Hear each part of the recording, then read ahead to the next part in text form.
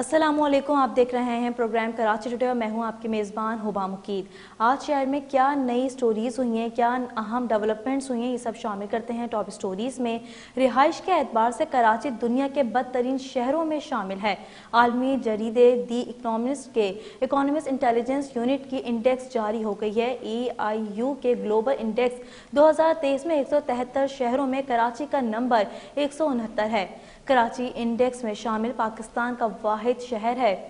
کراچی کو تعلیم پر 75 جبکہ انفراسٹرکچر پر 51.8 اسکور ملا ہے۔ کراچی کو سب سے کم 20 نمبر استحکام، نظام صحت پر 50، کلچر اور ماحولیات پر 38.7 اسکور ملا ہے۔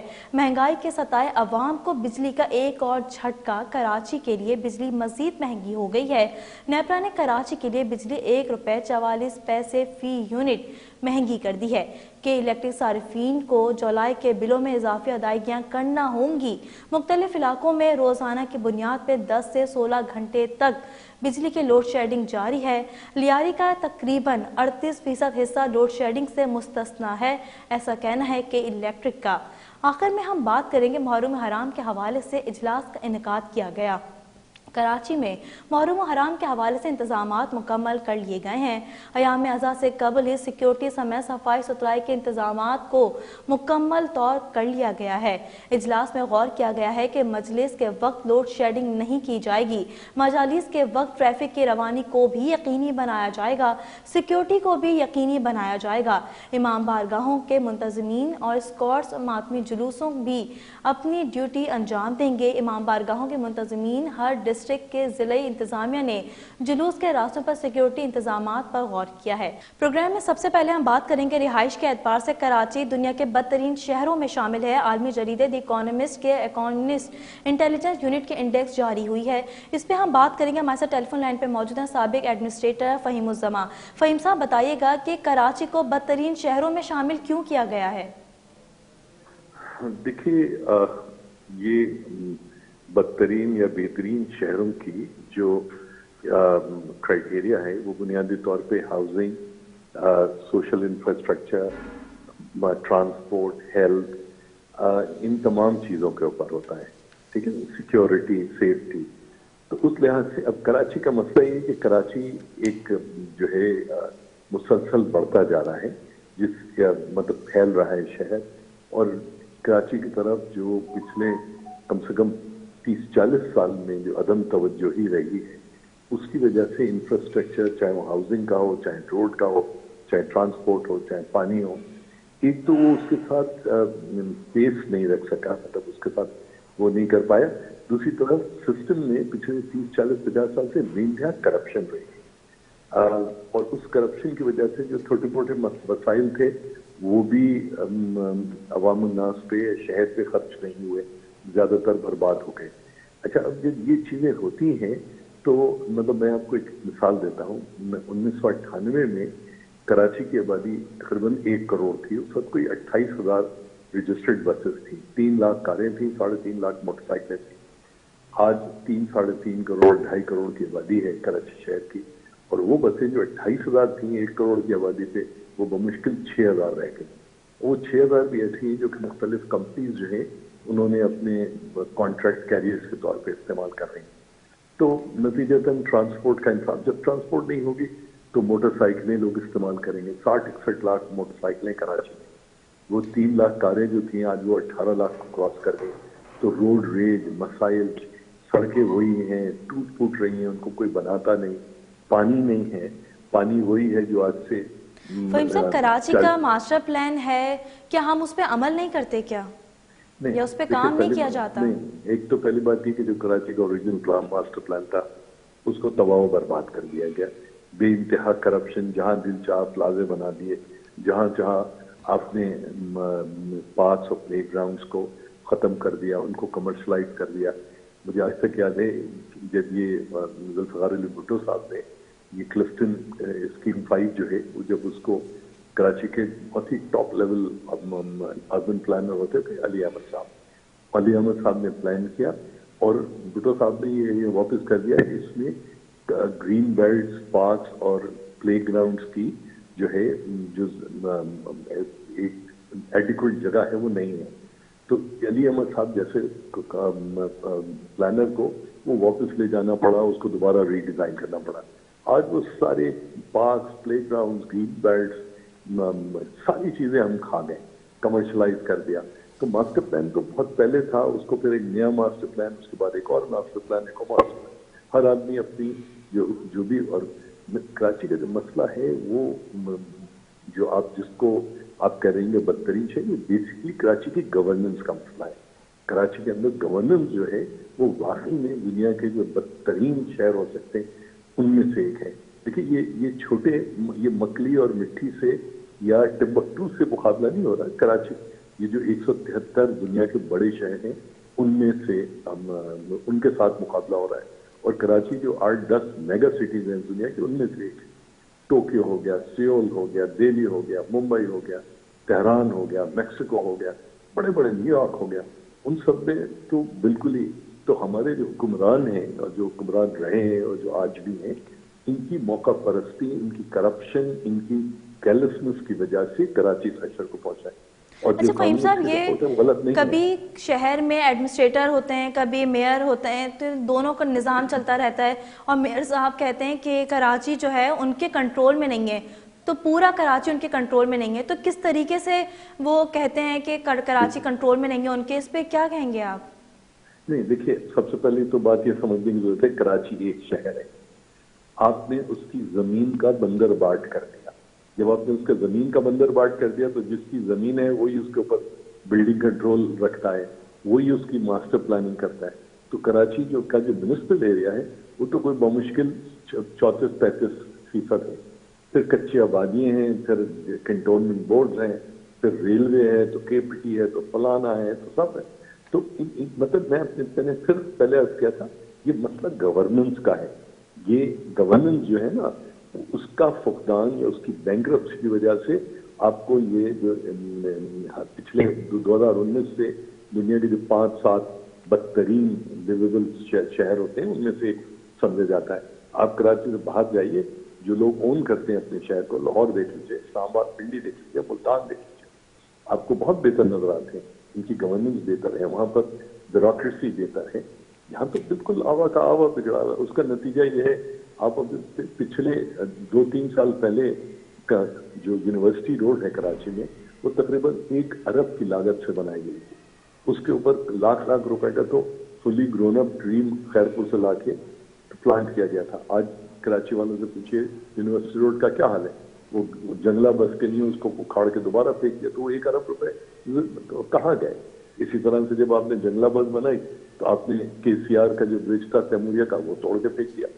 आपने जो केसीआर की जमीन थी उस पर हमारे जो इस शहर के बड़े ठेकेदार रहे उन्होंने अपने प्लाजे बना दिए। तो ये शहर को मतलब वो मैं किसके हाथ पे अपना लहू तलाश करूं, तमाम शहर पहले। अच्छा फहीम साहब, एक चीज़ ये कि लाहौर आप मतलब कराची से क्या बेहतर है? क्योंकि हमने कभी नहीं सुना कि लाहौर में कौन मेयर है, कौन एडमिनिस्ट्रेटर है। तो क्या कराची जो है उससे भी ज़्यादा बदतर है, लाहौर बहुत बेहतर उसमें आता है? आप क्या समझते हैं? नहीं, देखिए लाहौर में वो लाहौर जो है तख्ते पंजाब है, तख्ते पाकिस्तान कह लीजिए, ठीक है ना। तो वहां पर जो भी चीफ मिनिस्टर होता है पंजाब का, वो उसको ओन करता है बैसियत अपने शहर की। हमारे यहाँ तो कराची के अंदर चाहे मुकामी नौजवानों की हुकूमत रही हो या वडेरों की हुकूमत रही हो, दोनों हालतों में कराची को ओन नहीं किया गया। जो उसको उल्टी छुरी से काटा जाता है, उसकी वजह से कराची का ये हाल है। कराची में ये बात नहीं है, कराची में कैपेसिटी नहीं है कि वो अपने आप को ठीक कर सके, अपने आप को सपोर्ट कर सके। मसला ये है कि जब तक इस सोने के अंडा देने वाली मुर्गी को आप 7 टुकड़ों में काट के खाते रहोगे, उसका वही असर होगा और आपको ऐसे ही तमगे मिलेंगे जो इकोनॉमिस्ट ने आपको दिया है। दुनिया के जो 4-5 बदतरीन शहर हैं 173, उनमें से आप एक। अच्छा फहीम साहब, ये पूछना चाहेंगे कि कराची में रेवेन्यू जनरेट नहीं होता है, केएमसी डीएमसी का कहना है, तो क्या वाकई में ऐसा है? दोबारा बताइए। जैसे कराची में कहा जाता है कि रेवेन्यू जनरेट नहीं होता केएमसी और केएमसी में और डीएमसी में। नहीं, बिल्कुल गलत बात है। देखिए कराची से तो रेवेन्यू फेडरल गवर्नमेंट का कोई 70% रेवेन्यू कराची से जनरेट होता है, 95% गवर्नमेंट ऑफ सिंध का जनरेट होता है, मगर KMC DMC sir local government नहीं जनरेट कर पाती। लोकल नहीं, लोकल गवर्नमेंट इसलिए नहीं कर पाती कि लोकल गवर्नमेंट के अफसरान जो है सारा का सारा पैसे लेके, रिश्वत लेके जब चीजों को वो हिस्सा बखरा कर देते और मतलब बजाय टैक्सेस लेने के मामला तय करते। अच्छा, एक तो वो है, दूसरा सारी दुनिया के अंदर सेल्स टैक्स एक लोकल टैक्स होता है। सेल्स टैक्स तो यहाँ पर फेडरल टैक्स है, अब कुछ थोड़ा सा प्रोविंशियल गवर्नमेंट ने अपना सेल्स टैक्स शुरू किया, तो ये जब तक नहीं हो गया। आप मुझे बताइए कराची के कितने डॉक्टर हजरात हैं जिनके आप क्लिनिक्स पे जाती हैं, वो आपसे कैश में, जो बड़े डॉक्टर हैं सब आपसे कैश में फीस लेते हैं, कोई नहीं देता, मगर वो क्यों दे? जब लोगों से आप बात करो कहते हैं यार सरकार रियासत हमें देती क्या है, हम टैक्स दिए जाते हैं, ये मतलब लाहौर में भी नहीं देते हैं, पिंडी इस्लामाबाद में भी नहीं देते।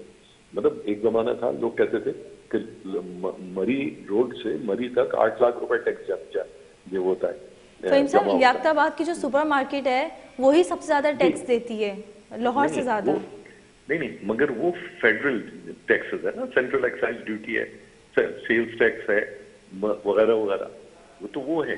तो यही चीज है ना कि जब कराची इतना टैक्स देता है तो केएमसी कहती है। नहीं, केएमसी तो इसलिए कहती है ना, देखिए आपने बचपन में एक नारा सुना होगा, चेहरे नहीं निजाम को बदलो। मसला ये कि आपने लोकल गवर्नमेंट ऑर्डिनेंस ऐसा बना दिया है कि जिसके अंदर केएमसी डीएमसी के हाथ बंधे हुए, जो कुछ उनके पास है वो केएमसी और डीएमसी के अफसरान का के घर भी हैं, उनको अपने घर भी चलाने हैं, तो वो धड़ल्ले से घर चलाते हैं, लूटमार करते हैं। जब आप पैसे लेकर मामला तय करेंगे तो फिर केएमसी डीएमसी को तो नहीं मिलेगा ना। एक तो केएमसी डीएमसी के वगैरह के लोकल गवर्नमेंट के जो भी सिस्टम है उनमें बेइंतहा करप्शन है।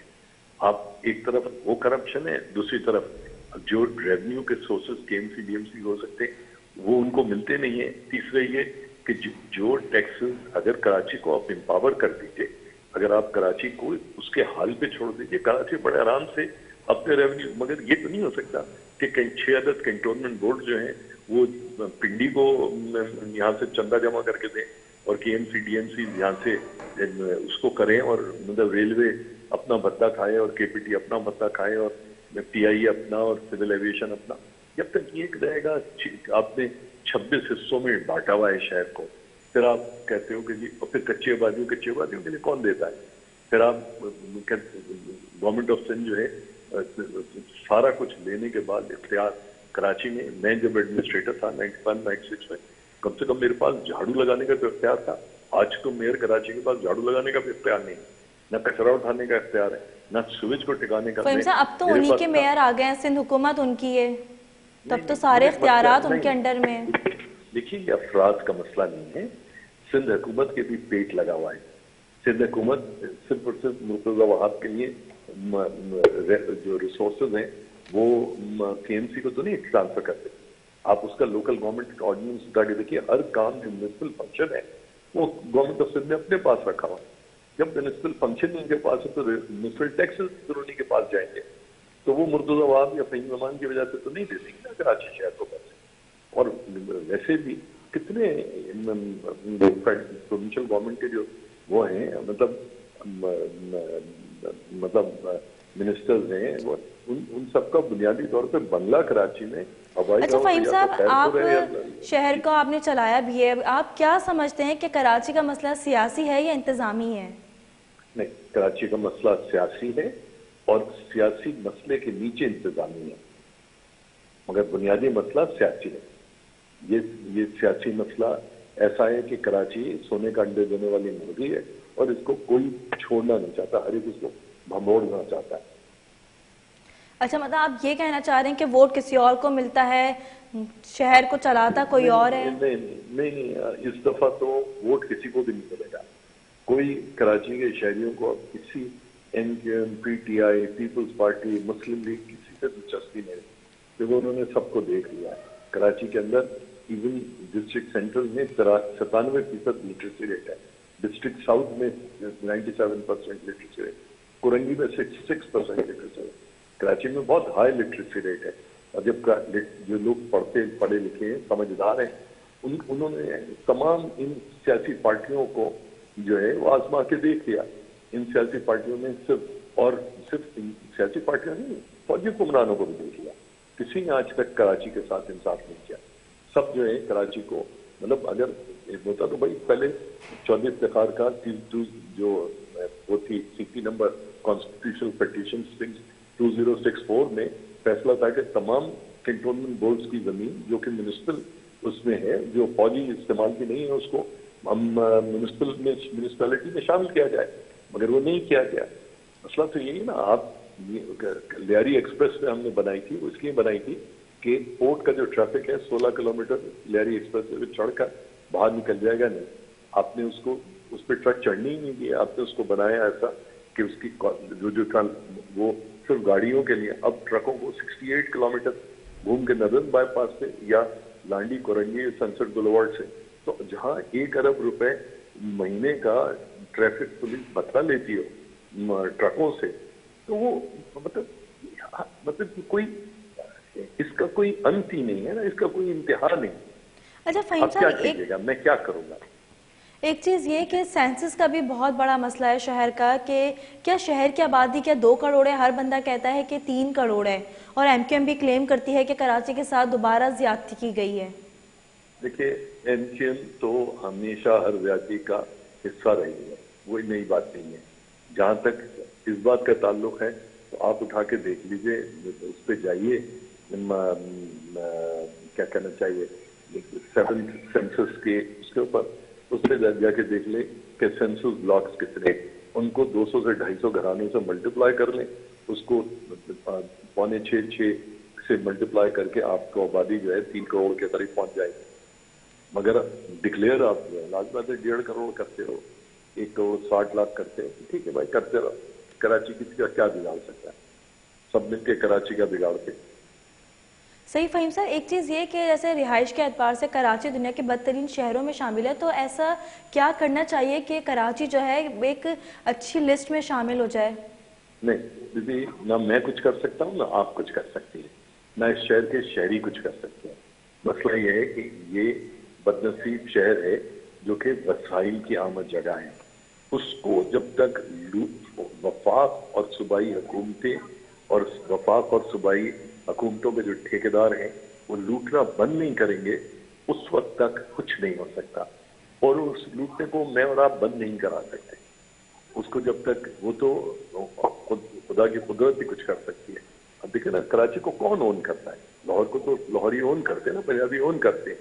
اسلام آباد کو فیڈرل گورنمنٹ اون کرتی ہے، پنڈی کو پنڈی والے اون کرتے ہیں، پشاور کو پشاور اون کرتے ہیں. کراچی کو کون اون کرتا ہے؟